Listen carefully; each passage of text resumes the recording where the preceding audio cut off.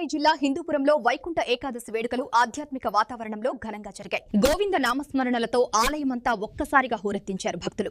వేకువజాము 4 గంటలకే వైకుంఠ ఉత్తర ద్వార దర్శనానికి భక్తులు క్యూ కట్టారు. స్వామివారి దివ్య దర్శనం పొందే భాగ్యం కలిగింది.